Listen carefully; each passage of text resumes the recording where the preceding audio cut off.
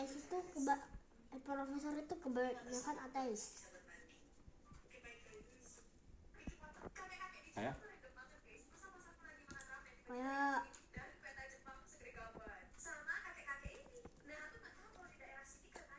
Einstein, Tesla. nah, Banyak banget. Bapak mau jelaskan sama Dolin bagaimana Dolin berpikir tentang untuk melihat persoalan. Nah, tentang kebutuhan manusia memiliki Tuhan, itu adalah kebutuhan dasar sebenarnya. Hati kita itu punya jaringan yang sama dengan otak. Lever, hati. Ya kan? Jantung. Nah, dalam jantung itu ada titik lagi. Itu punya jaringan dengan otak dan dia bisa berpikir, dan itu nanti kadang suara. Dan itu dibilang the son of God. Suara dari Tuhan. Orang yang bisa mendengar itu adalah orang yang memang bersih hatinya. Jadi, Bapak ceritakan itu tentang bertuhan, kebutuhan manusia akan Tuhan mungkin sudah ada di DNA kita, dalam diri kita. Sehingga bagaimanapun ceritanya, manusia pasti percaya akan Tuhan. Cuman seperti Tesla, Einstein dengan segala macam yang Dolin bilang ateis, ya kan? Mereka itu bertuhan, tapi tidak sama caranya seperti kita yang bertuhan. Gimana bertuhannya? Buktinya apa ciri-ciri orang bertuhan? Dia selalu menggali apa yang ada di alam ini dan tidak merusak alam ini dengan macam-macam.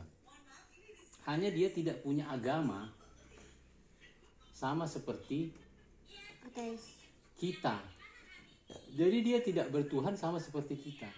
Yakin deh, mereka juga punya kekhawatiran, habis ini aku kemana, habis ini aku mau ngapain, habis ini aku mau gimana. Ya kan? Manusia itu kebutuhan dasarnya itu sebenarnya dia punya Tuhan, tapi cara dia bertuhan tidak sama orang. Nah, dunia ini kadang kalau dia tidak sama dengan yang lain, dia itu dibilang kamu bukan ini, kamu bukan itu. Banyak orang dulu yang pintar-pintar dihukum mati dan dijauhin karena dia nggak sama dengan yang lain. Dia dianggap mengotorin pikiran orang-orang lain. Ngapain, kan dia itu mau bersihin. Ya, pada akhirnya orang-orang mengakuin kepintaran dia setelah jauh dari zamannya. Zaman dulu Tesla itu dianggap orang gila. Berarti orang Edison juga dong. Iya. Itu sebelum Tesla. Iya. Dianggap orang gila, orang apa? Tapi setelah hidup jauh dari zamannya, dia meninggal. Akhirnya dunia berterima kasih seperti Tesla. Dia itu susah hidupnya. Gak makan sehari-hari. Iya benar.